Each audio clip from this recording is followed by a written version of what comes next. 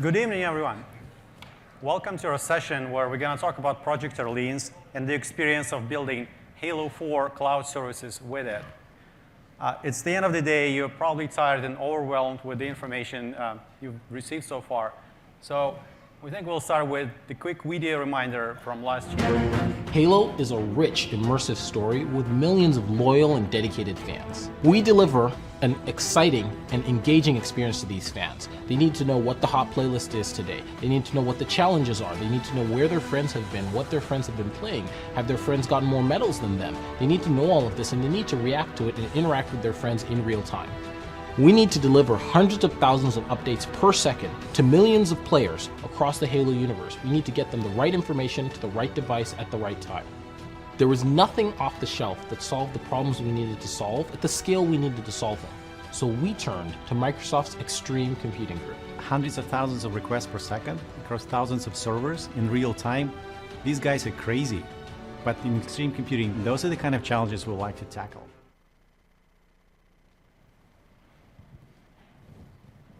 So we showed you this video last year.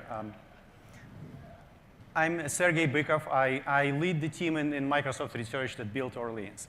And we're going to talk about it today. So when we started the project several years ago, we had this vision that building modern cloud services, I mean those that need to scale for millions of users across thousands of servers with high demand, like low latency and high throughput that we need today, building such services shouldn't be as difficult as it was then and still difficult today. So we started working in research. We worked for a while, and we built something. And we decided to share it with a select set of internal product groups. They used it to build systems. They liked it. They came back and said they really liked it. Then we ran a private preview program with some of the folks from Europe that I see in the room. And the feedback was also very positive. People were saying and asking, when is it going to be available publicly? When can we really use it with our customers? So I'm very happy to announce today that we're making the Project Orleans available to all of you today so that you can benefit from all the good stuff we put there. So it's available as public preview. Thank you. So I could spend hours talking here today about Orleans, about all the innovations we did there, cool features, and how you can benefit from them. But we thought a better approach would be for you to hear the Orleans story from somebody who's been using technology for quite some time, who's been dependent on this technology, and can give you the user insight into it. So the Halo services team, they came to us more than 2 years ago, and they said, hey, you have this Orleans thing, and we like it. We want to put it in production, and we want to have it in production in about 3 months. And this is where I turn to my team and say, well, these guys are crazy. So the quote in the video is real. I told them, after those guys left the room, I told them, look, nobody in the right mind would take a dependency on technology from research, which is still in the prototype form, even though it was advanced prototype, but prototype, and put it in production to run their most demanding, most unforgiving load through the system. But we decided that we'd do whatever it takes to make those crazy guys, even though very capable guys, to succeed. And so with that, I want to turn it over to Hoop Somwa, who is an architect on the cloud services with the Halo team. And he's going to do the rest of the talk. Thank you. Thanks, Sergey. So as Sergey said, my name is Hoop Somwa. I'm a developer and architect on the Halo Cloud Services team. And so I'm here to talk about how Halo used Orleans to build the services that powered the Halo 4 blockbuster video game. So what's Project Orleans? In my mind, when I talk about Orleans, I think about it as a programming model and a runtime that makes it possible for us to build cloud-native services. When I think about a service, when I use the term cloud native, that means that this service is actually built and from the ground up with the cloud in mind, and with the different ways you need to think about cloud programming thought of from the beginning of service development. And that's what we did with these services. So for those of you who have never heard of Halo, it's a very rich experience for a lot of users. It has a lot of connectivity between people, between friends, between their families, and most importantly, between people and their frenemies. One thing that a lot of people like to do, I like to do, myself is to go to Halo Waypoint and look up statistics about the games that I've played. I can learn about the different games I've played, how many games I've played. I can see how many hours I've spent playing Halo. I can dig into the games that I've played and see how I did in each of these different games. I can look at games that I've played in the cooperative side of Halo as well as the competitive side, and I can dig into it and see how well I'm doing on a per map basis, on a per game type basis. I can even find out how well I'm doing with a specific weapon in the Halo universe. And I like to think that it makes me a better Halo player. It doesn't actually do that, but I like to think that it will eventually someday make me a better Halo player. A lot of people love these statistics that we provide.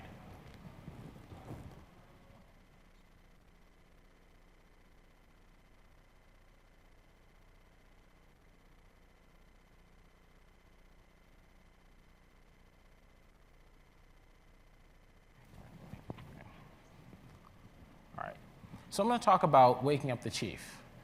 If any of you have played Halo 3, you'll know that at the end of Halo 3, Master Chief, the hero of the story, gets into this cryo tube.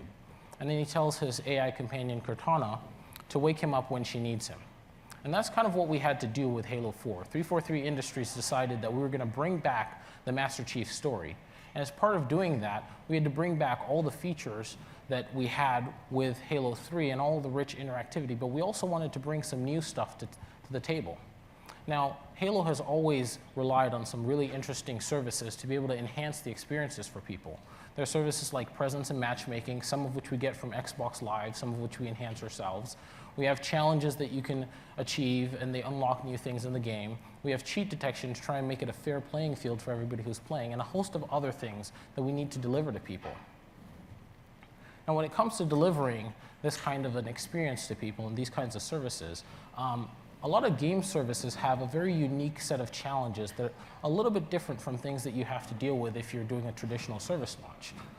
Millions of people will buy this game, pre-buy the game, and then midnight, the game's about to launch. Everyone lines up at GameStop, Best Buy, or whatever store that they want to buy this game at, and they'll take the game, they'll go home, and they'll put it in their Xbox all at the same time. And your service goes from having next to no load to having a really huge load on it in a very short amount of time. And you really need to be able to deal with this on launch day. Because one thing gamers can't stand is not being able to play the game after they've paid you money for it. Strange thing. Another thing that you need to deal with is on weekends and on holidays and other special occasions, your load is going to spike up again because people are at home and they want to play Halo. Like on Christmas, people unwrap their Xboxes, they got Halo for Christmas, they want to play it. And so you'll see some spike in the load there as well. And then over time, your load's going to taper out, and you're going to see more reasonable regular load. So when we started thinking about Halo 4 and how we wanted to build the services, we immediately decided we wanted to use Windows Azure.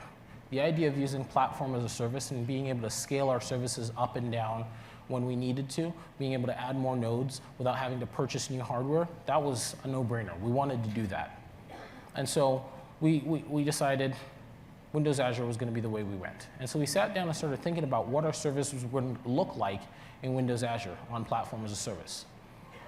We came up with this diagram. This is sort of the high-level overview of what a Halo Cloud service looks like. We have many of these services in production, and this is sort of a generic look at them.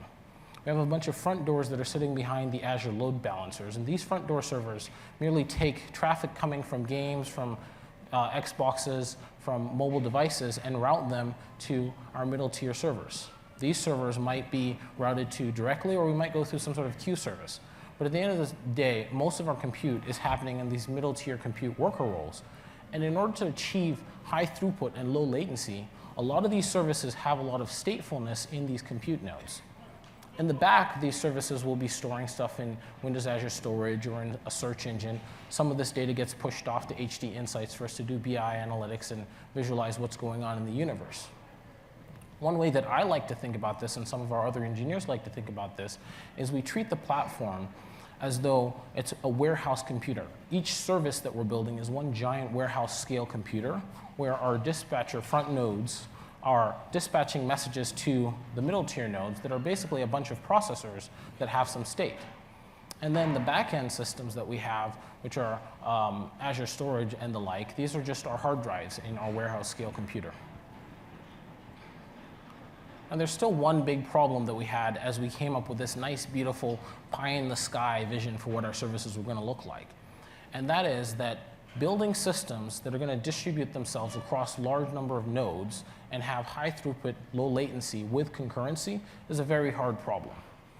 And it's one that is really hard not just to write the code, but it's hard to conceptualize and think about. And we wanted something that would make it easy for us to have conversations about how we're building all of these services that are distributed across many, many nodes in a very concurrent manner. So we decided to go with the actor model, which is a mathematical theory of computation that was developed a long time ago, before I was born. And it gives you a framework and a basis for reasoning about concurrent computation. And so this is a really nice way to think about writing cloud services that are distributed over a lot of nodes. And so then we had a challenge: what actor model are we going to use in our services? We looked around. There's a lot of different actor runtimes and systems out there.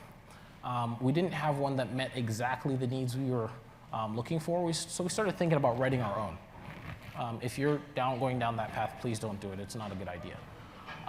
But we spent some time thinking about it, and then we came across a group of really brilliant guys over at Microsoft Research who happened to have thought about this problem in a much greater depth than we had, and they'd actually gone a step further than we were going, and they had thought about this problem and how it applies in cloud execution environments.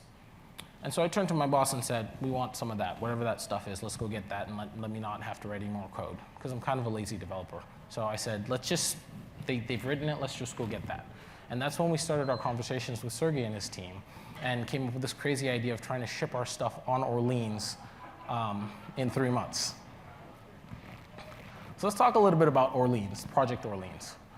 Project Orleans is, like I said, a runtime and a programming model for thinking about how to building distributed systems. Orleans gives you a distributed actor runtime. It's built for the .NET framework. And so it takes advantage of the asynchronous programming capabilities in .NET, async await in C#, that sort of thing. And the first thing you want to think about or understand when you're thinking about Orleans is this notion of a grain. That is the atomic unit of everything that you're building inside the Orleans system. It's effectively a .NET class, but we're going to get into that in a second. Now, all of the grains that you write in the system are going to run inside these silos. A silo is an execution container. Most of the time when you're writing your code to have Orleans, you're going to have one silo on each node in your data center or in your cluster. So all these silos are going to work together, and Orleans is going to distribute the grains that you've written across all of these silos so that they can all execute, and it's going to help you with communication and a bunch of other things.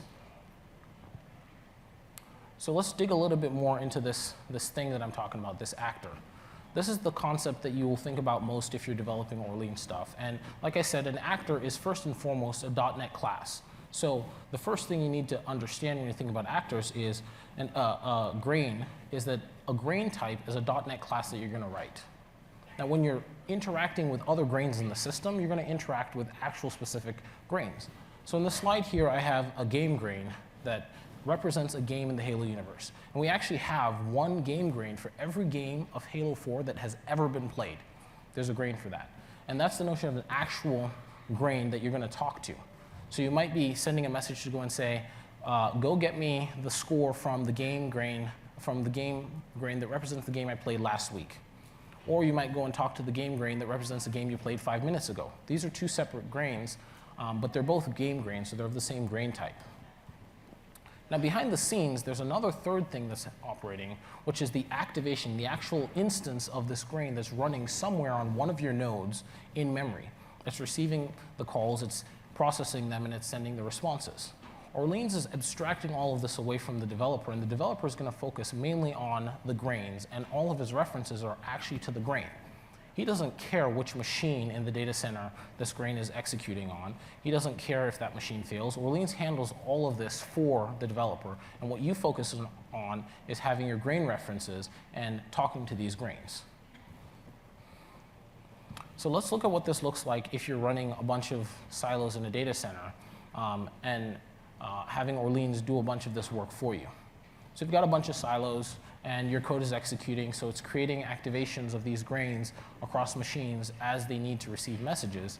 And I should point out that when you look at this picture, you're seeing 4 or 5 grains inside each little box that's a silo. What we actually have in production when we're talking about Halo is more on the order of somewhere around 100,000 grains running on a single server. So this is just a picture for you, but in actuality, there's usually a lot more grains running. But then again, it depends on how much memory each grain is using. Now let's say at some point in time you realize that your service is under a pretty heavy load. All your servers are running with hot CPU or you're running out of memory. All you need to do is add another node to the system. Orleans will detect this. All the silos will figure out, hey, there's a new guy here. And they'll start putting activations on that new machine to ease the load across all of your silos. Similarly, if for some reason one of your silos happens to spontaneously combust and you lose all the activations that are there, Orleans will automatically pick this up. The next time you call one of the grains that existed on that silo, Orleans will create new activations somewhere else, and it will route the message there. And as a developer, you don't know about this. You don't need to worry about this. This is just going to happen for you. Now, if that node becomes available at a later point in time, then Orleans will start using it and putting more activations on it. And again, this isn't something you deal with. It's something you'll think about when you go look at your logs. You're like, huh, that machine died yesterday. Oh well. And then you move on. So I want to come back to the concept of grains for a second here. One of the things that people sometimes ask is, how does Orleans differ from other actor programming models? And the concept of virtual actors here is one of the interesting contributions I think Orleans has made to thinking about actor and actor programming. And in particular, I think it's very useful when you're thinking about programming actors in the cloud. First thing to think about, like I said before, you talk to grain instances. You have references to grains. You never create a grain. There's no notion of saying, make this grain. There's no notion of saying, delete this grain. The grains are just there, and you just start talking to them. You get a reference to the grain, and you start talking to it. So if I want to talk to, for example, Sergey's player grain, I just get an instance to it, and I start sending messages. I get a reference and send messages. I don't know whether it exists, and I actually don't really care. I just start sending messages, and something happens behind the scenes. It's also important to think about the fact that this means that there's no notion of a failure state for grains. Grains aren't in a failed state. They're just there, and you send messages to them, and you can handle failures to an actual call that you made, but the grain itself doesn't fail. You can then turn around and send more messages to the grain.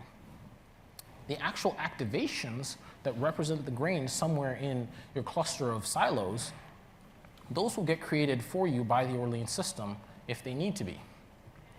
If they don't get called for a long time, Orleans will automatically garbage collect the activations to free up space for other activations.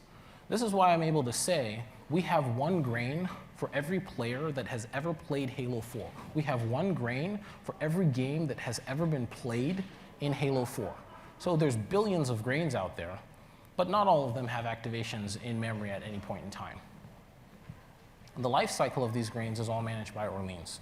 And if a server fails, again, those activations, putting them on another machine, the Orleans runtime handles that seamlessly for you.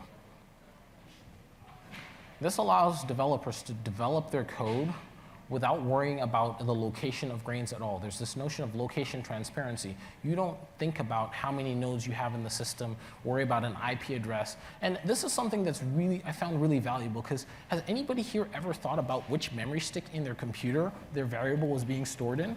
Do you ever think about that?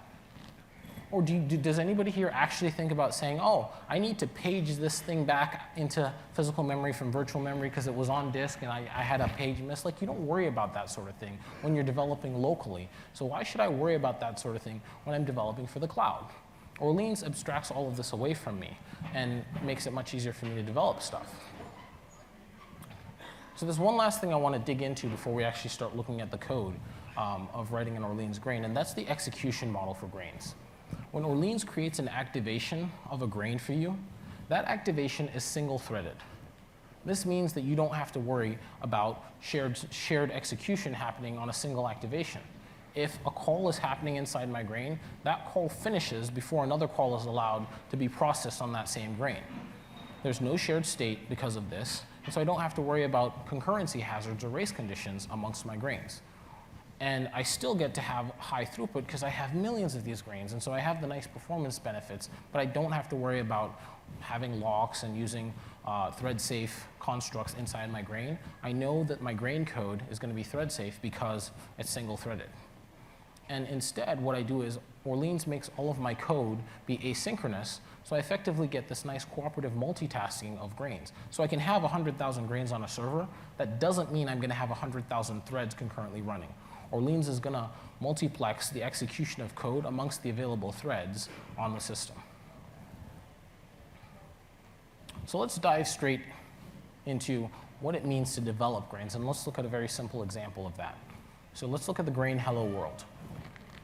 So the simple way to define your grain is you start out by defining an interface that people will use to talk to your grain. When people get a reference to your grain, they'll get a .NET interface instance, and they'll send messages to the grain through that. So this is a very simple interface. The method there is say hello. You pass a string in, and it's going to give you a string back. There are two things I want to point out here. The first thing is that there's this marker interface, iGrain, that iHello is going to derive from. And this allows Orleans to know that iHello represents a grain that you're trying to write.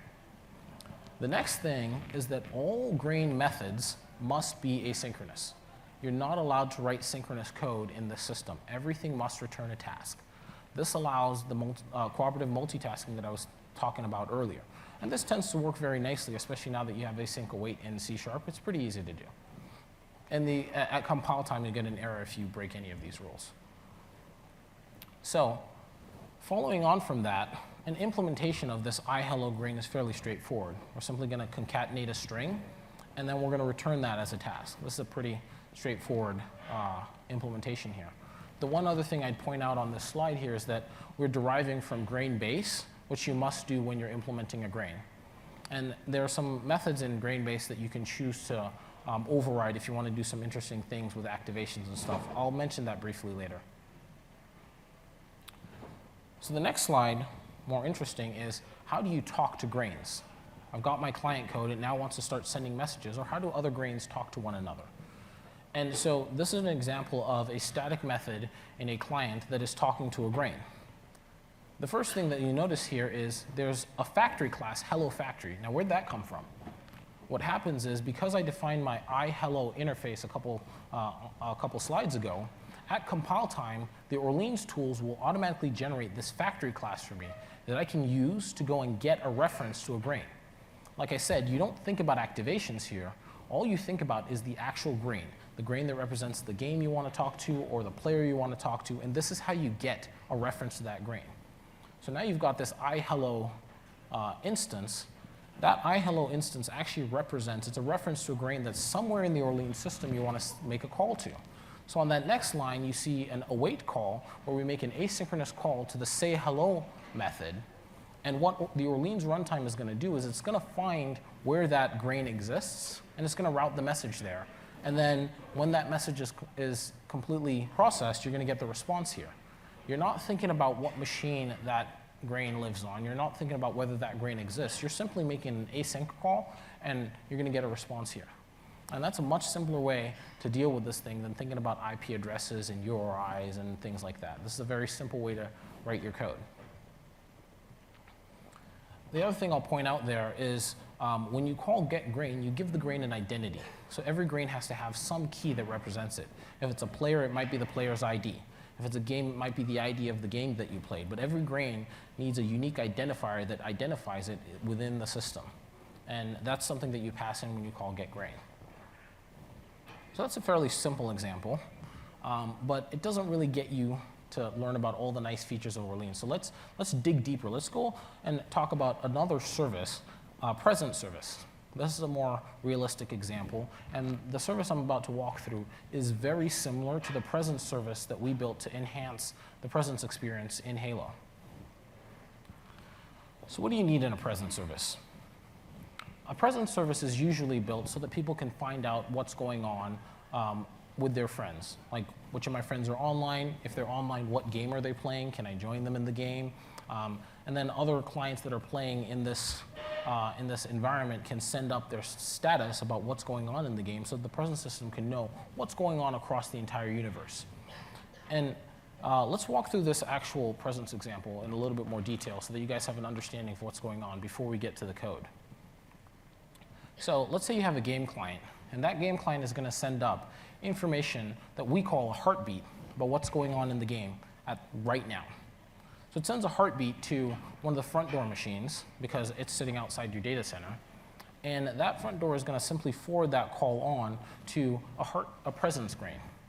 This presence grain in our world was doing some work, CPU intensive work, as a matter of fact, to decrypt, decompress, like deserialize the packet that came in because it came in as a bunch of bytes that were encrypted and all sorts of stuff. In some cases, you might not have a need for this, but we did. It then takes from this information the identity of the game that that client is playing and figures out which game grain to route that message to. And so it sends a message to that game grain and it calls a method that says, hey, update your game status. I just got a heartbeat. And that game grain looks at that heartbeat and it does some interesting things. It's going to look and say, hey, there's a couple of new players in this game, so I'm going to call them and tell them to join the game. And there's a bunch of people who used to be inside this game who are no longer here. So it then calls them and says, hey, get out. You're no longer playing this game. In this way, every player grain in the system knows what that player is doing at the current moment in time as they're part of the game. And this is useful because later you can have a client come along and say, hey, I want to know about this particular player. What is he doing in your game system right now? He just wants to know what the status of the current player is. That client can first call to the player grain, and the player grain might say, I don't have a game. There's no game here. Or it might say, yeah, this player is playing in game A. So then the client can go to game A and say, hey, I'd like to know what's happening in game A. And game grain A can then push real-time updates of what's going on. Every time it gets a heartbeat, it can push it out to that client to say, hey, here's an update of what's going on in the game. So that's the present service that we're going to walk through here and walk through the actual code for now. So let's start with the heartbeat. Like I said before, the presence grain has only one method in it. It receives a heartbeat from a game. And it does some stuff in the heartbeat decrypt, and for us in particular, there's a lot of CPU-intensive work that was going on there. But once it's done all its decryption, deserialization stuff, then it can take that heartbeat data, and there's two pieces of information there. There's the game that the person is playing, and the current status of the game. And the status has two pieces of information in it. It has the game score, and it has a list of the current players in the game. So now, you can see on that line down there that the heartbeat method is going, again, to a grain factory and saying, OK, now I know the game grain that I want to talk to. Please give me a reference to this game grain. And it's instantly getting that back. And then it can make an update game status call on the game grain. And it takes the task that it got returned, and it returns that so that it will be done when that game grain's call is done. So let's look at the game grain, because that's a little bit more involved, and that's a grain that has a little bit of meat inside it. So the first thing that you'll notice on this slide here is that the game session grain has a status field. So that means every game grain is storing state about the status of the game. There's another piece of information that is storing is a list of subscribers, and that Observer Subscription Manager class there is a helper class that Orleans gives you to help you manage people who are interested in subscribing to updates from your grain. If your grain wants to push updates to people, that's a useful helper class that will help you do that. The other thing that the game grain keeps is a list of players who are currently in the game. And so the activate async and deactivate async methods here are empty, but these are examples of methods that you can override in your grain class if you wanted to write some code that was going to run when your game grain got activated or when it was deactivated. You could go pull some stuff from storage or whatever. In this case, we're not doing anything in there. That next method there, subscribe for game updates, that's the method that clients can call to go and say, hey, I want to subscribe and receive updates from this grain as new heartbeats come in. And we'll see what that looks like in a second. So if we look at this update game status, there's two things that are happening. When a game grain receives a game status heartbeat, the first thing it does is it goes through all the players and says, those of you who are new, join the game. Those of you who are no longer here, please get out. And then it goes through and it updates all subscribers and says, hey, here's the latest game status based on what it received in the heartbeat. So let's look at what the code for that looks like. The first thing that you'll see here is we store the status into the status field so that we have a reference to the last status update that the game received. And then we have this for loop here. In this for each loop here, we're iterating over all the players that have joined the game since the last time we received an update. We do that by comparing our hash set of players with the players that are in the new status update. And then we iterate over all the players, and we go and again use the player grain factory method to get a reference to that player grain so we can send them a message. Again, I'm just getting a grain reference. I'm not thinking about whether it's on my machine or some remote machine. I don't worry about any of that. And then I'm going to call each of them serially, and I'm going to wait for them to join the game. Now, this isn't the most efficient way to do this, and we'll see a different way to do this in a second, because in this case, I'm calling each player grain, and then I'm waiting for them to get back to me before I move on to the next player. And in a real-world scenario, you kind of want to call all the player grains in parallel and then wait for all of them to tell you they're done joining the game. And so we'll see that in a second. Another thing that's really interesting, and this should really be blowing your mind right now, is I'm calling a player grain, which could be running on another machine, and I don't know where that node is. It could be on the moon. But I'm passing this pointer in there. That's a pointer to a local thing that is definitely in my memory space, and I'm calling another grain that could be on another machine. What's going on here? What's going to happen here is Orleans is going to know that this is a reference to a grain that you're passing in to a method call that's going somewhere off your box, potentially off your box. Orleans will convert this to a reference, and because Orleans gives you this location transparency, you can take that reference and you can do anything you want with it. You could persist it to a database, you could hand it off to another grain, you could do whatever you want, and it will always be usable because, like I said, grains always exist. So grain references are always useful. And Orleans knows how to convert a normal .NET object reference into a grain reference before it sends it off the box, if it sends it off the box. The last thing I want to point out here is there's a try-catch block here. One of the nice things that Orleans does for you is if you make a call to a remote grain and an exception occurs there, Orleans will handle propagating that exception back to you. That grain could, again, be on another machine. Orleans handles that for you. And if we didn't catch this exception here, it would propagate the exception to whoever called the update game status call. And so just like with normal .NET programming, when you have exceptions bubbling up the stack, now you have exceptions bubbling around your nodes if you want to handle exceptions that way. And so you have this option of dealing with exceptions. So let's look at the rest of the update game status method. In particular, this next section, we're doing the same thing, except we're calling all the player grains and saying, you're no longer in the game, please leave. But in this case, if you look at the top there, we're creating a list of tasks. And so as we call each player grain and tell them to leave, we're simply adding the task that we get back for them to leave to this list. And then at the bottom there, we wait for all of the tasks to complete before we move on. So this is a much better way of calling a lot of grains if you want to do that within one of your grains, because it allows you to make calls to a bunch of grains, and then you wait for all of them to get back to you, instead of waiting for one of them to complete before you move on to the next one. So this is a better way to do that.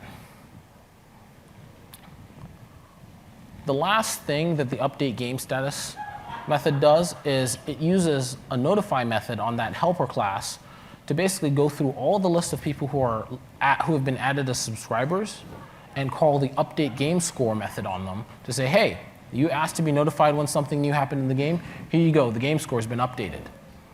So I want to dig into that a little bit more in a second.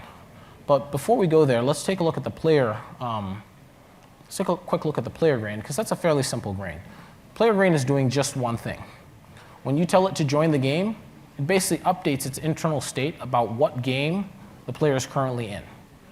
Now, this is in this example. In Halo, we do a lot more in this space because we keep a lot more state. But you get the picture here. Basically, the player grain is keeping track of which game each player is currently in. And when you tell it to leave the game, all it does is set the current game to null so that you know that this player is not in any game. So now let's look at that observer pattern that I've been talking about a little bit. And the observer pattern is really interesting because in addition to wanting to be able to have grains talk to one another, you want grains to be able to push data back to a client on demand, not waiting for a client to come and call your grain to get some interesting information. And so a mobile client or any other client might come to a grain and say, hey, player grain, what game are you in right now?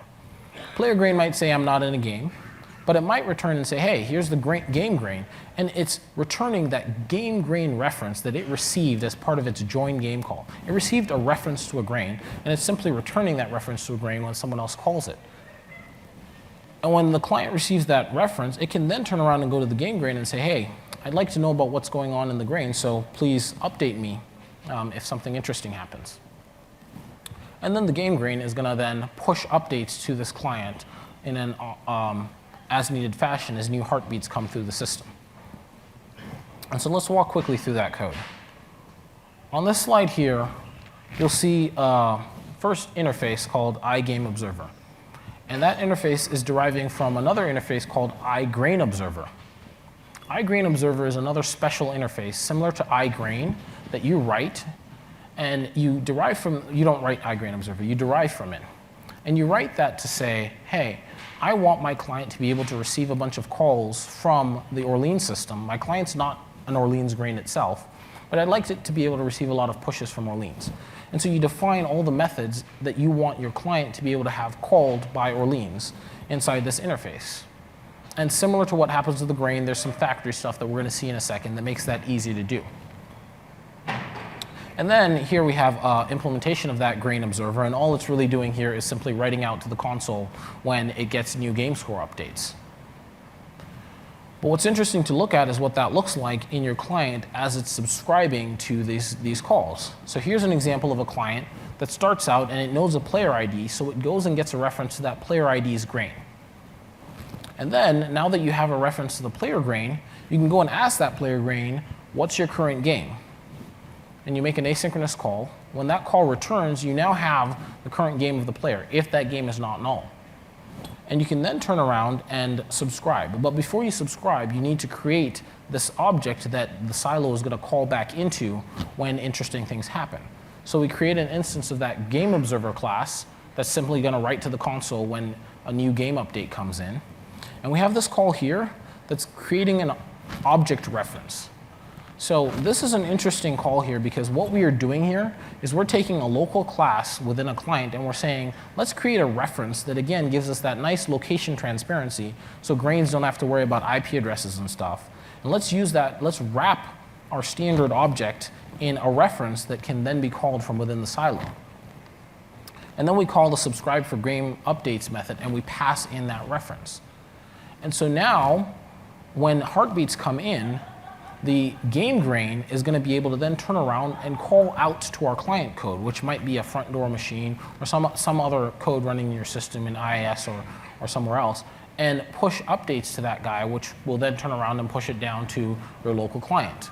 And this can all happen in real time as heartbeats are flowing through the system and you've got hundreds of thousands or even millions of people playing games. All of this is happening and you have this scaling out nicely across all the nodes you have in your system, and you haven't had to deal with a single IP address or worry about a machine failure because all you're doing is dealing with game grains, and then under the covers Orleans is making this magic happen.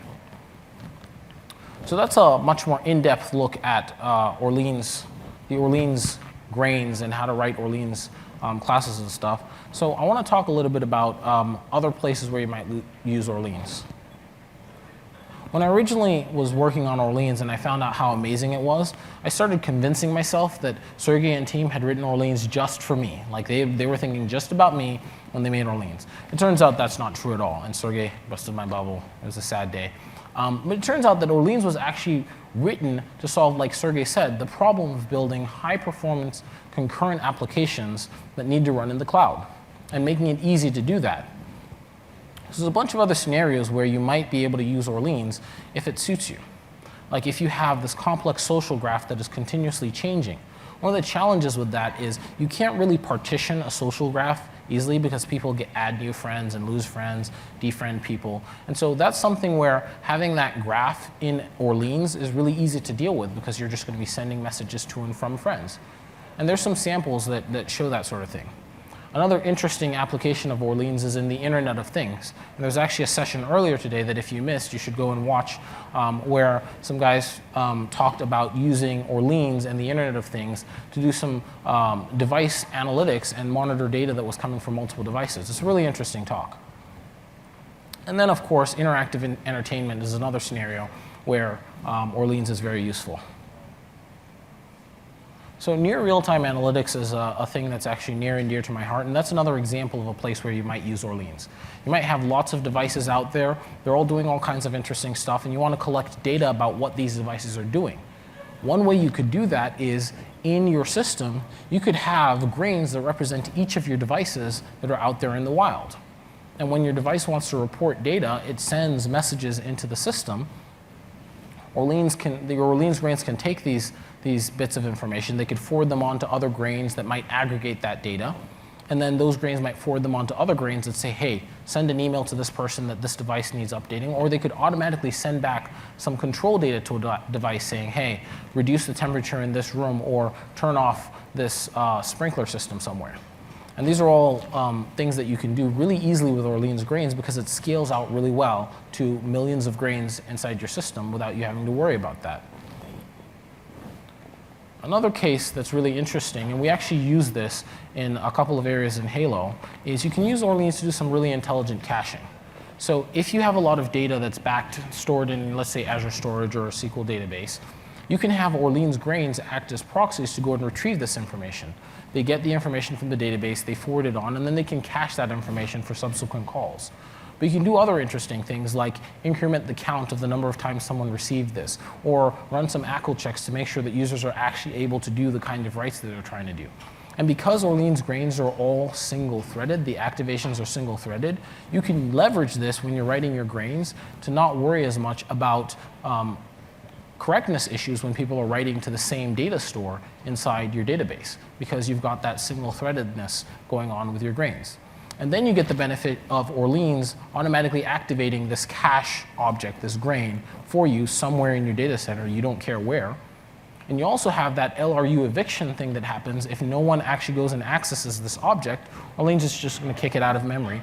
And so you've got this nice write-through cache system. Very easy to build.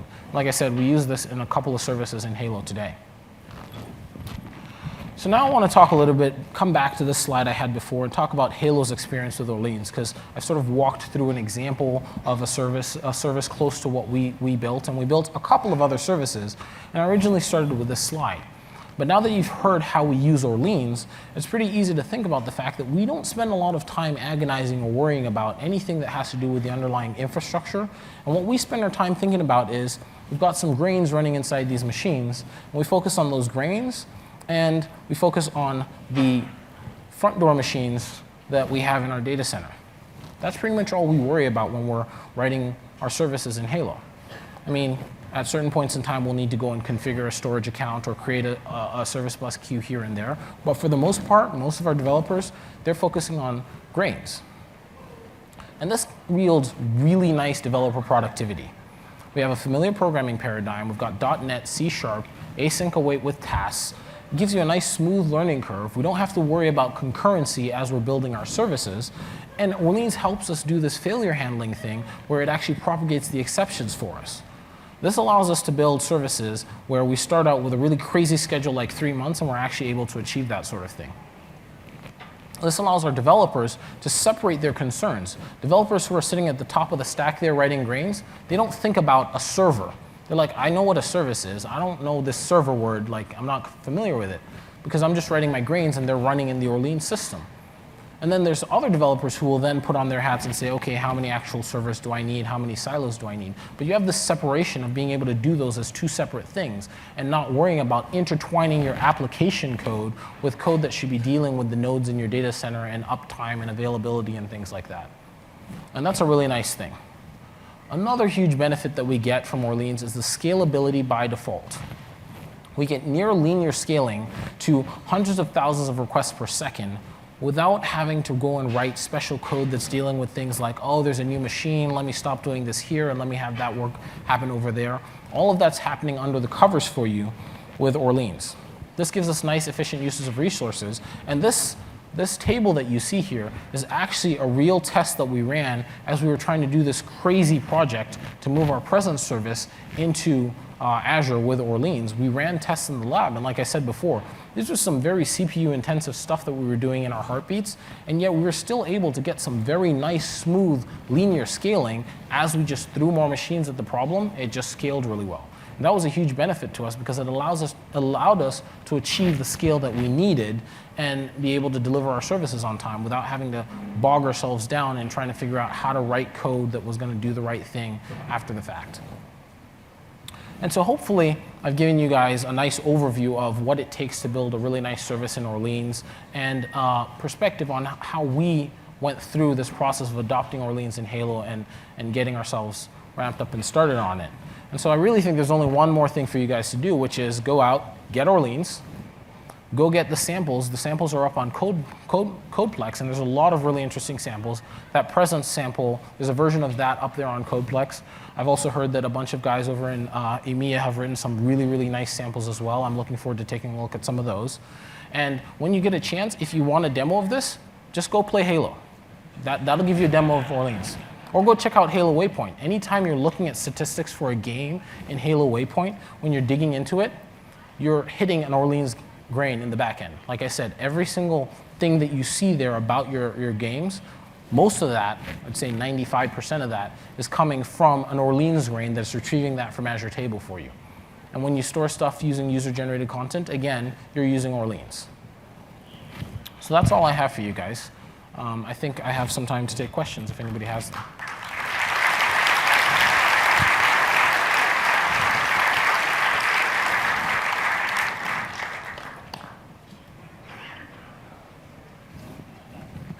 Oh. Yeah. How do you handle versioning of the grains? Versioning of the grains. We, in our services today, just deploy a new copy of the grain, and we replace the old one. Now, because your grains, today we do a VIP swap, and so we just swap in a whole new set of grains, and they'll take over from the old grains. And at that point, the only versioning you need to worry about is if you've got something persisted in like Azure storage, and you just need to think about what this new grain is going to do with the fact that it's hitting storage that has some old data. Question? Is there documentation about the web protocol or a C++ client or whatever other language? For Orleans? Yeah. I'll let Sergey answer that. Not at this point. So this is a binary release. So there's .NET serialization there, so it's not really easy to document. And there's nothing secret there, but it's not easy to document in binary format. It'd be very interesting to be able to have some of these components that in different technology. Yeah, that's a very good piece of feedback. Well, as a workaround, you can implement grain in C++, but I think you need more than that. That's what you're asking. At least having the documentation, I can work by myself. It will be a good start.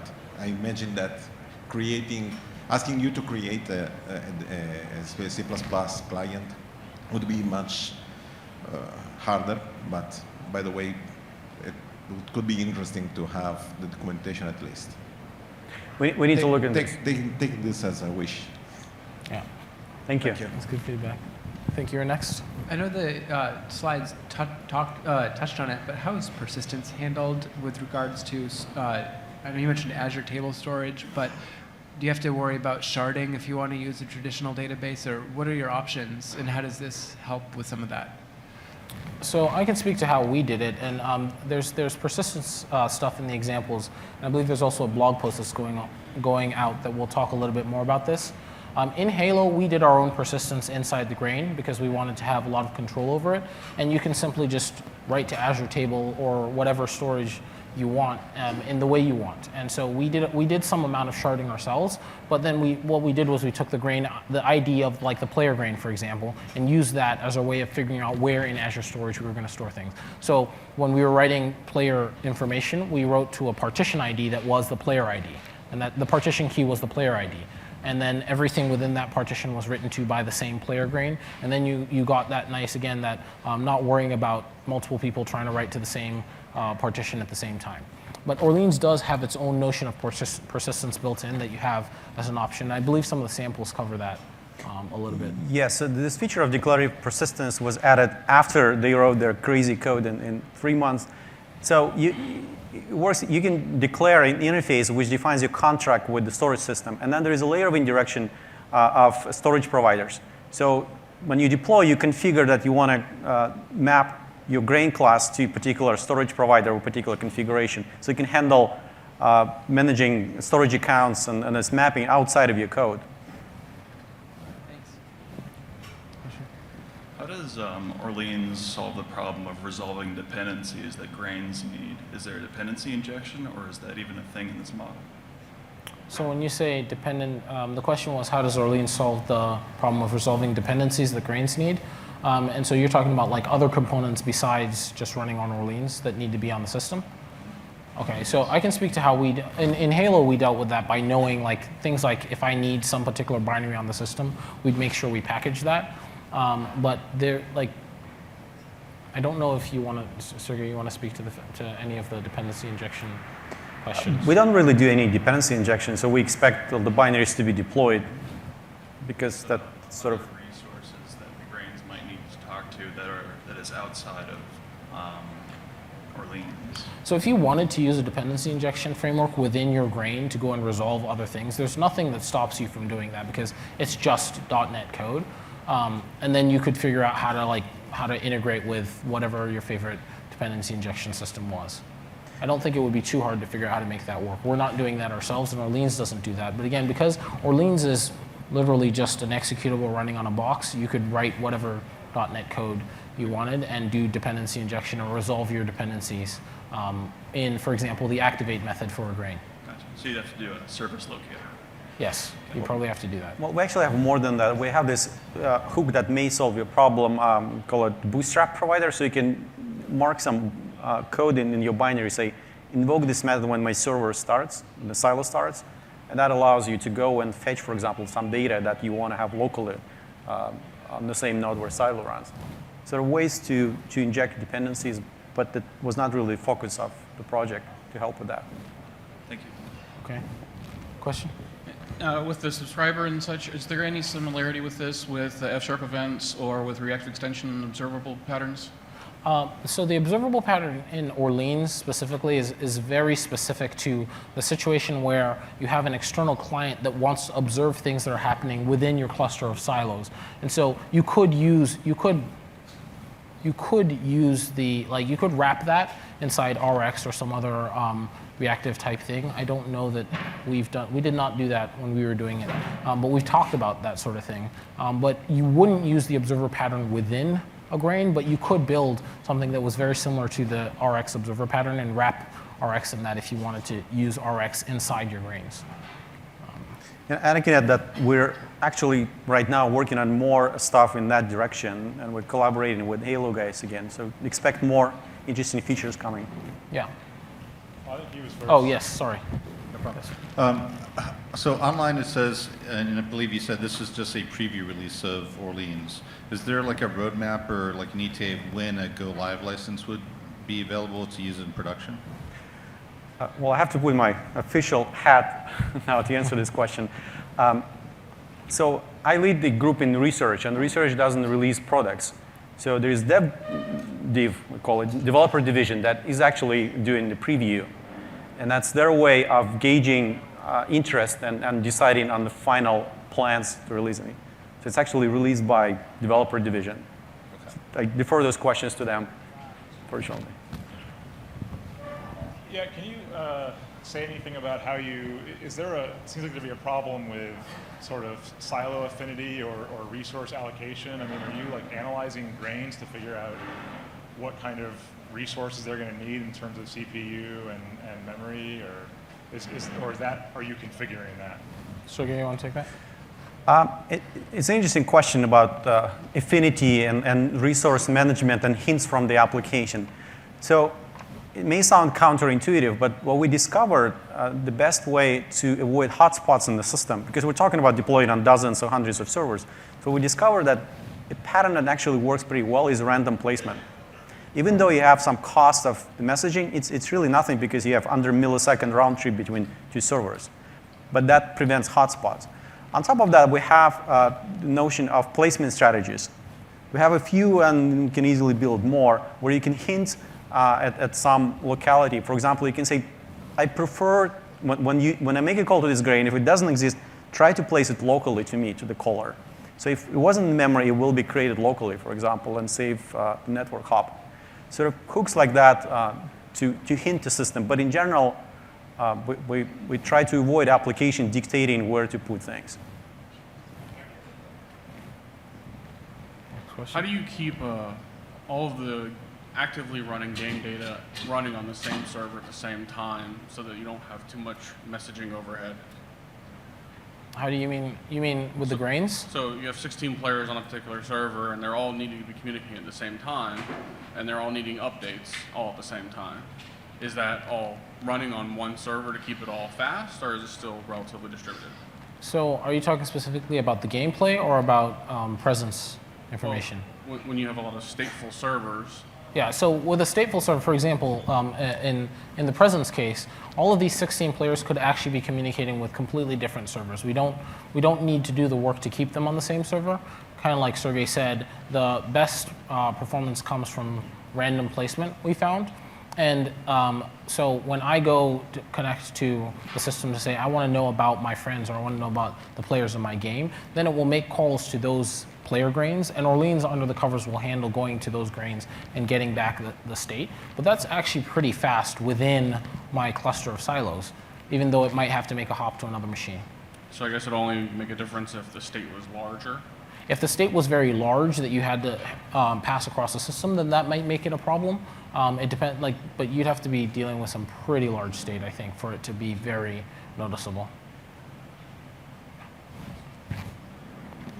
When a player subscribes for an update, basically everything's happening with polling. The player is basically polling constantly for any updates for a particular game, for example? So from in the diagram, I had the front door that the player's client machine connects to. Between that front door and the grain, it's not polling. The grain has an ability to push messages out to that front door machine, even though that machine is not part of the silo system. Now, between that and the actual client is completely up to you. So I specifically avoided talking about any wire level protocols between the front doors and the clients because you could use anything you want. You could use SignalR, and then you're not going to be polling.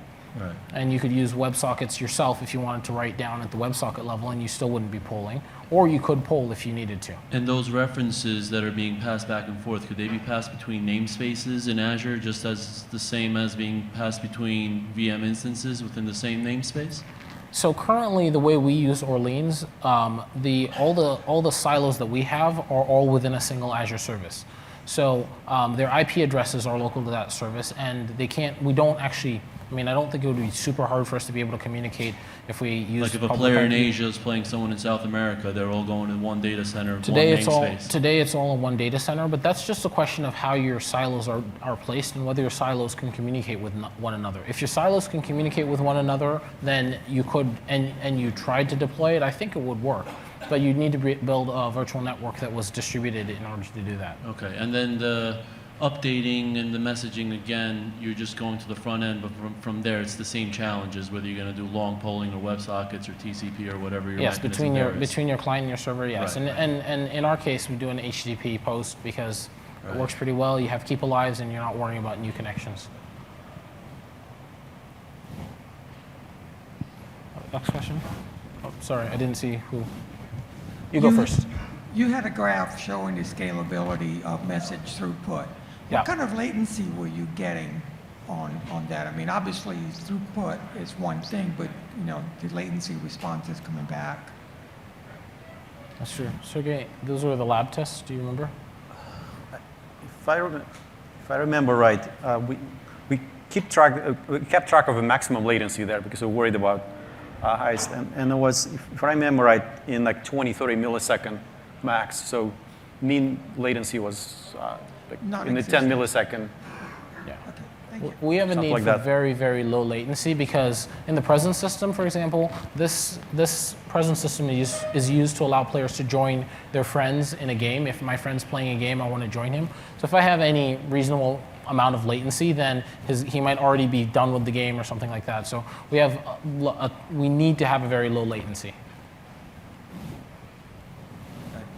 So is it possible to query the system to say, okay, I want to find all of the players that are winning right now, across all of the games, and it can be millions of them, right? So, is it possible to do that?